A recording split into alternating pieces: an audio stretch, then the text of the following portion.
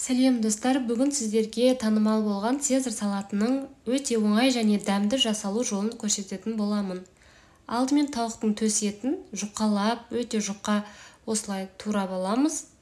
Сосын оны мариноваттаймыз. Яғни оған сұйық май, қара бұрыш, тұз, паприка салып араластырамыз. Кішкене уақытқа жарты сағат 40 минут шамасында қалдырамыз. Осы уақыт аралығында соусымызды дайындаймыз. Яғни бізге лимон суы қажет. Дәні түсіп кетпес үшін осында ситодан өткізіп аламыз.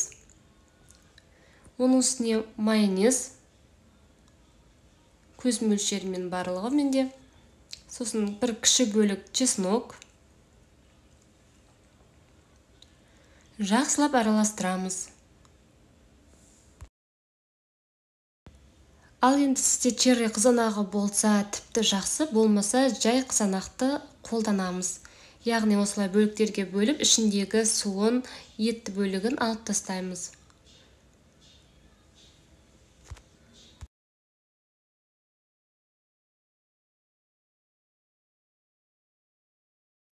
Ал енді біраз уақыт маринадта тұрған тауық етін пісіреміз. Ол үшін табаға аздап сұйық май қосып, орташа отта кішкене уақыт қуырамыз.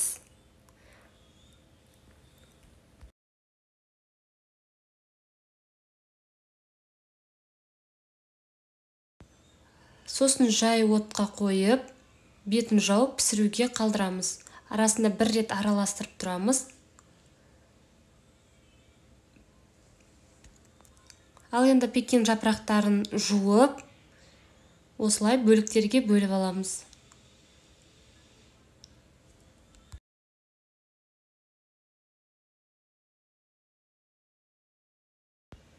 Пекинский капустаны бөліп алдық. Тауық етін піскен соң міндетті түрде суытамыз. Тек пекинский капустаны ғана соусқа араластыруға болады, қалғандарын жеке-жеке қойып, ал менде тауық етін және кептірілген нанды араластырып, соусты сосын құямын. Ал кептірілген нанды жай ғана бөліктерге бөліп, пешке салып алсаңыз болады. Араластырып, тәрелкеге саламыз.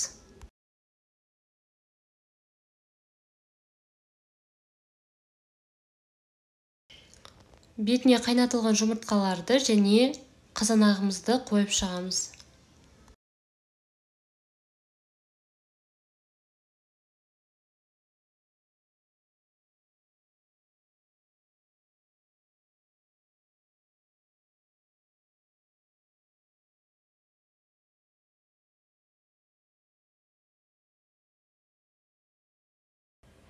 Бетіне өзіңіз қалаған, бірақ қатты сыр болу қажет, соны теркадан өткіземіз.